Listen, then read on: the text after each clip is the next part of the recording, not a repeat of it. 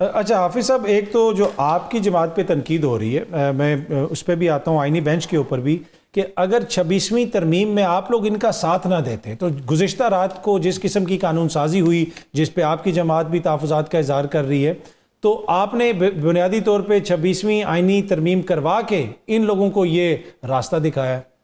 بسم اللہ الرحمن الرحیم۔ میرے خیال میں جو کچھ کل انہوں نے اسمبلی میں کیا،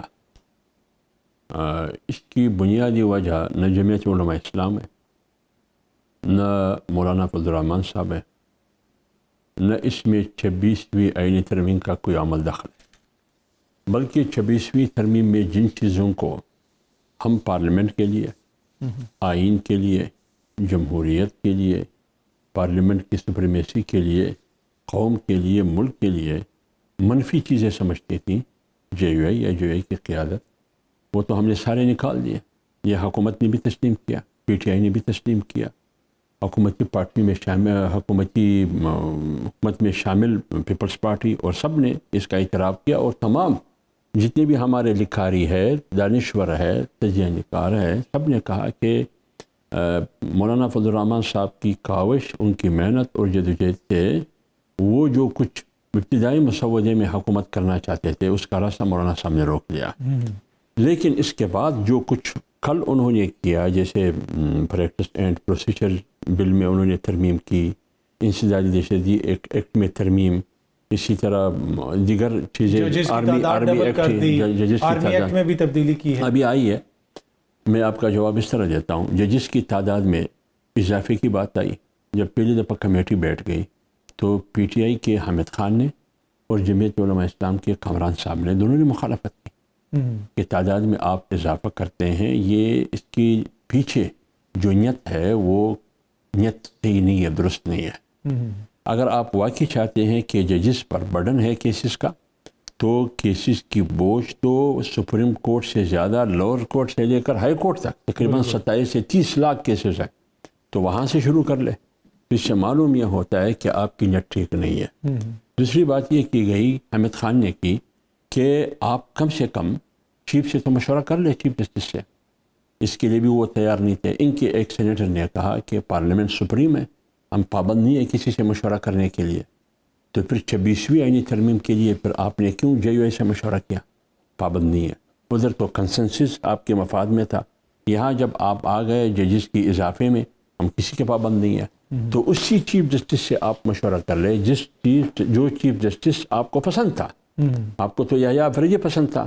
جے یو آئی کہتی تھی کہ بھائی میرا جج تیرا جج معیار نہیں ہے، معیار ہے عدلیہ کی اصلاح، وہ منصور علی شاہ چیف بنتا ہے یا یحییٰ افریدی چیف بنتا ہے۔ تو اس لیے اضافے میں بھی ہم نے یہی کچھ کہا کہ آپ اضافہ کرنا چاہتے ہیں تو وہاں سے شروع کر لیں۔ ٹھیک ہے۔ اور 1 ارب 45 کروڑ کی ہندوستان ہے، وہاں 33 یا 34 کی تعداد ہے، آپ نے یہاں 17 سے 34 کرتے ہیں، لیکن کمیٹی کے اندر 25 کی بات ہو رہی تھی، لیکن نکل گئی 34۔ تو لہٰذا جمعیت علماء اسلام نے جہاں جہاں مخالفت مناسب کی، جمعیت علماء اسلام نے وہاں مخالفت کی۔ سر آپ کو نہیں لگتا کہ جب آپ 3 ناموں کے اوپر آپ نے ایگری کیا، تو اگر انہوں نے منصور علی شاہ صاحب کو بنانا ہوتا تو یہ 3 ناموں ہم نے ایگری نہیں کیا، ہم نے مخالفت کی۔ کامران صاحب نے بھی مخالفت کی، حامد خان نے بھی مخالفت کی، اور پی ٹی آئی والے آئے نہیں تھے، تو اکثریت پھر کس کی ہے؟ پیپلز پارٹی والے اور پی ایم ایل این اکٹھے ہو گئے، اکثریت ان کی ہو گئی۔ دو جو ہے، ایک حامد خان اور ایک حامد خان نہیں تھا اس میں، کامران۔ جی جی، یعنی 3 ججز کی جو آپ بات کرتے ہیں، جس میں منصور علی شاہ یا افریدی، تیسرا کون تھا؟ منیب اختر صاحب۔ منیب اختر صاحب۔ اس میں صرف کامران صاحب نے مخالفت کی تھی، جو ایک کی طرف سے نمائندگی کرتا تھا، ٹھیک ہے، باقی سارے تو ایک پیج پر تھے۔ پر سر یہ تو دیکھیں نا، آٹومیٹکلی منصور علی شاہ صاحب نے بن جانا تھا اگر ترمیم کے اندر یہ جو پینل والی بات پہ آپ ایگری نہ کرتے۔ اس میں جہاں تک میری معلومات ہے، جی، ہمارے ساتھ یہ وعدہ کیا گیا تھا کہ ہم اس بار سینیرٹی پہ عمل کریں گے، یعنی جو پرانا طریقہ کار ہے، جو سب سے سینئر ہے وہ چیف جسٹس بنیں گے، یہ وعدہ کیا گیا تھا زبانی طور پر۔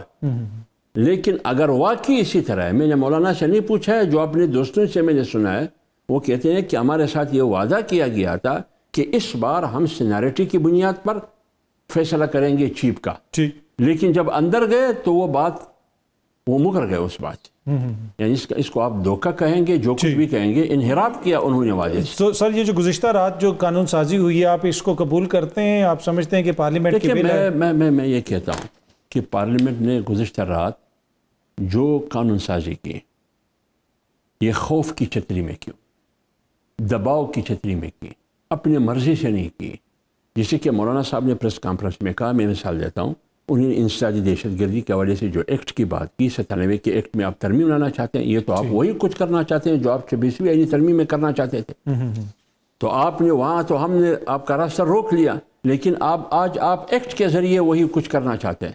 ٹھیک. تو لہٰذا جمعیت علماء اسلام تو اسی پر ناراض تھے کہ